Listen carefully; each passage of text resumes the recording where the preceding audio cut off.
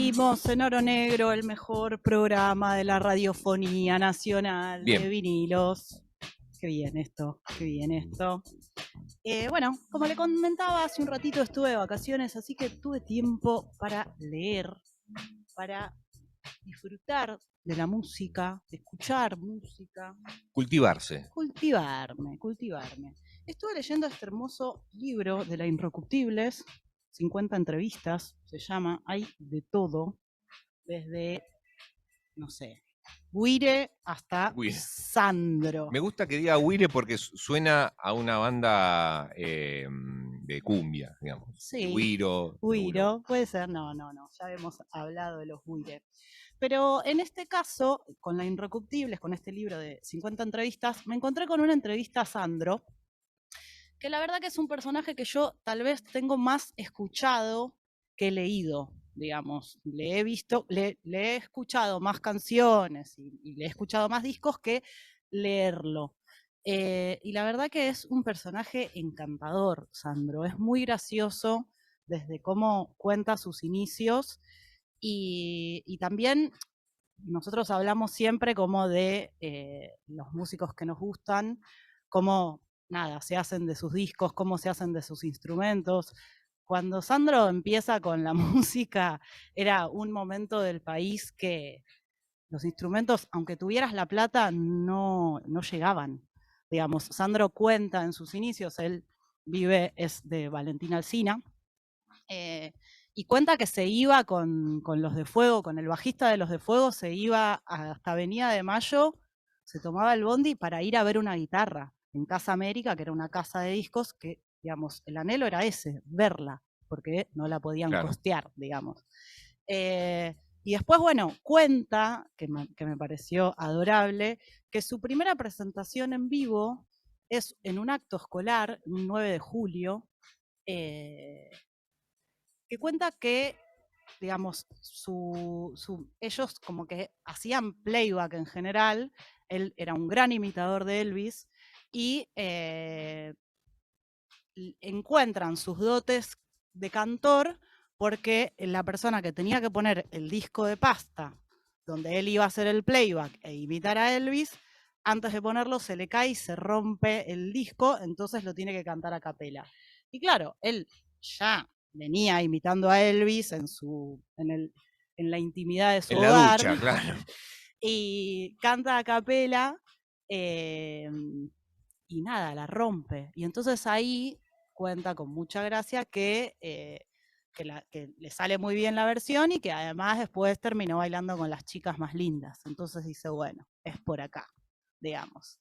En esa entrevista también cuenta que él, más allá como de estar en la pavada, dice, usa como frases y muletillas y lateguillos muy adorables, que él en realidad se sentaba de 6 a 8 horas por día a tocar la guitarra. Un laburante. Exactamente. O sea, como, bueno, esto está bien. Nos habíamos dado cuenta que el rock era el camino. En ese momento arrancaban como haciendo covers de, no sé, de Polanca, de Elvis. Melódico, claro. Sí.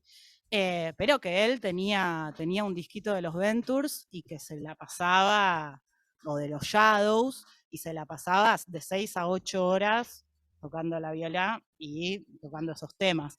Cuenta que después, como en la actualidad de esta entrevista, que es en el 2006 más o menos, que con su banda de ese momento rememoraba las épocas de su adolescencia y se ponía a tocar, como que hay covers que se acordaba de los Ventures, por ejemplo.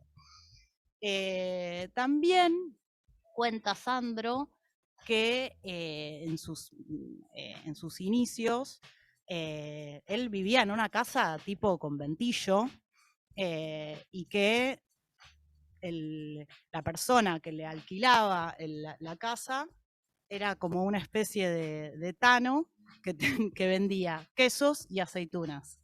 Y que esos quesos y aceitunas los vendía en una carreta. Entonces dejaba la carreta y el caballo en la puerta del conventillo y que el caballo lo dejaba como en la parte de atrás, que daba a la habitación de él. Entonces dice que como el caballo tenía un olor y garcaba ahí, qué sé yo, había un olor infernal y que por eso él es un enfermo de los perfumes y de los aromas. Y encima, bueno, en la entrevista cuenta que por eso, que él tiene una nariz muy grande y que puede predecir las flores que van a surgir en la primavera siguiente. Hermoso. ¿Qué más cuenta Sandro? Cuenta también que el bajista de Los de Fuego, por ejemplo, nunca tuvo un bajo en los inicios, ¿no? Como que tuvo que hacerse de su instrumento. Y que en las primeras épocas de esa parte que es más rockera, no es tan canción melosa y romántica, cuenta que cada uno de los integrantes de Los de Fuego iba con la afinación de su casa. Entonces, cuando tocaban en vivo, dice que al primer acorde que tiraban no quedaban ni las cucarachas de lo mal que sonaba. También me pareció muy, muy lindo que él dice que el rock and roll lo sacó de la calle, digamos, contrario a lo que uno puede imaginar, ¿no? Como, bueno, el rock and roll te lleva por el mal camino, no, que él lo más probable es que hubiese sido un delincuente o un ladroncillo, porque realmente tenían un pasar económico bastante heavy metal. Entonces él dice que empieza en concursos de canto, que no podía ir a los concursos de Valentina Alsina porque si lo veían los vecinos lo iban a descansar, y entonces se iba a concursos de cantos de otros barrios y otras localidades, y que ahí fue como forjando su camino musical y de artista y de cantor. Y que, bueno, que después, al principio, como decía al inicio de esta columna, primero empieza haciendo covers, después cuando decía que era bastante difícil ir en contra de lo que pedían las discográficas y las compañías en ese momento, que era eso, covers, encima en inglés, ni siquiera es que se les podía poner un sello personal, y que bueno, con el tiempo, esta cosa de músico de estar 6, 8 horas con el instrumento, le empieza a dar como, bueno, la chapa, sí, como para empezar a pedir cosas. Que pedir cosas es que le editen las canciones propias. También cuentan en esta entrevista que él en realidad no se veía como músico en sus primeros pasos. Él quería ser artista de cine, que después lo termina haciendo, pero que, digamos, eso llega con el tiempo, no se le dio automáticamente. Y hasta llega a dirigir, Sandro, que esa no la también sabía. cuenta que era como una experiencia muy divertida, porque la película que él dirige es una película muy musical, entonces cuenta que era un cotolengo de gente en ese rodaje, que él siempre fue muy encantador y que se llevaba muy bien con el equipo, pero que todo el tiempo, nada, era una película muy, muy cantada, decías 3 líneas y empezaba una canción y 3 líneas más, pero él lo disfrutó. Yo tengo un disco de Sandro que me regaló mi amigo Julián, que se lo agradezco. No es Sandro de América, esta tapa es hermosa, hace juego con su mi suéter. pero en realidad son esas cosas que pasan con los discos. El disco este es la magia de Sandro, no es Sandro. Pasa más con los CDs, sí, ¿viste? sí. Sobre todo con aquellos que tienen auto, que en la guantera, bueno, si tienen para reproducir CDs, bueno, sacan uno, bueno, lo ponen en la cajita del otro. Exactamente. Así que vamos a escuchar de la magia de Sandro, el tema 5, Yuma Show, y el 6, La Perfecto, Juventud sí, se va. 2, Vamos ¿cómo con no? 2. A ver, 5 y 6. Sandro, el primero quizás que supo como cultivar esa imagen de, a ver, además de su fortaleza en Banfield, de guardarse de mito también, digamos, de aparecer muy poco en un momento, de guardar. La casa de Banfield creo que hay 3 o 4 fotos. Sí. Después nadie más sabe cómo es por dentro, Sí. digamos. Un tipo que supo guardarse y crear como esa imagen de aparece Sandro es como un acontecimiento, porque era un tipo que no salía, que se guardaba mucho, que su intimidad que la guardaba en un momento de su vida, ¿no? Después, tapa de revista, todo eso, pero como que llegó un momento que se construyó como el castillo de guardarse. Sí, sí, me parece que era bastante distinto. Hay un libro escrito por su mujer, su compañera, que fue su asistente y después, bueno, se enamoraron. Es una historia de amor muy linda y ella hace una biografía donde, bueno, despliega ciertas cosas de su intimidad en relación a, viste, uno se imagina un cantautor romántico como, nada, un tiro al aire, y nada que ver. Sandro era una persona absolutamente, no lo, digo, no es que lo tiro para como nada, no lo digo peyorativamente en relación a los que son más gatos, ¿no? Pero nada, como que era un tipo muy sencillo,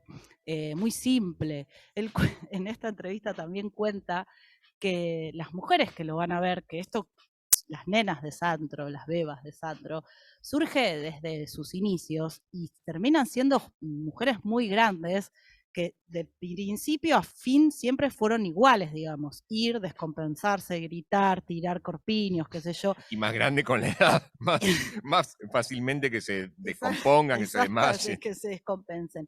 Y en relación a esto, lo que quiero decir es que él tenía clarísimo que esas mujeres no iban a un Golden a calentarse, iban a verlo a él, porque él lo que decía era que era una propuesta familiar, que algún tornillo suelto tenés que tener y que, bueno, él tenía sus movimientos sensuales y qué sé yo, pero en realidad siempre desde un lugar muy inofensivo.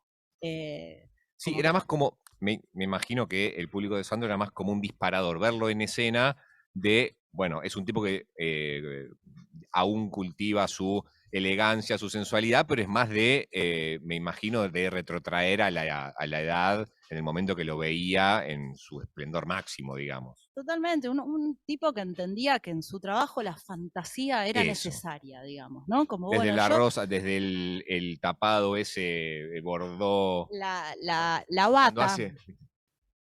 Lo de la bata es fantástico, porque la bata no es que surge de la nada, la bata surge porque el tipo terminaba los shows, se iba al camarín, se ponía la bata y los teatros se caían abajo y la ovación era tal que el tipo en algún momento vuelve a salir con la bata y le pasa una o dos veces y después ya es parte del show, como bueno, sale, descansa un toque y vuelve con la bata. Hermoso. Nada, un artista absolutamente brindado, Sandro, me parece.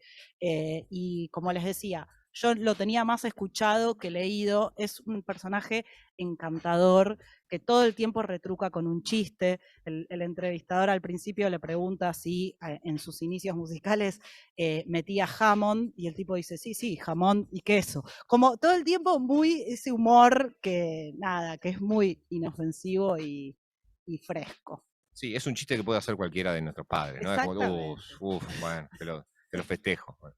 Bien, antes de ir a Yuma Show y La Juventud se va, recuerdo Sandro, obviamente cuando tenía su problema respiratorio, con el micrófono inalámbrico y el tubito que le tiraba aire. Maravilloso. Tremendo, es maravilloso. La mejor manera de disimular que estás teniendo un quilombo respiratorio. Ok, dame un inalámbrico y el cable hacemos que sea todo un tubito que me tira oxígeno. Eso a él solamente se le ocurre. Solo a él. Se fue muy joven, Sandro. Tenía tan solo 65 años cuando se fue en el 2010. Así que bueno, nada, lo recordamos, lo queremos y le tiramos una rosa. Y unas bombachas. También. Ya que compró calzones, me da uno y se lo. Bien. Entonces, vamos con Sandro y con dos canciones, Yuma Show y La Juventud se va.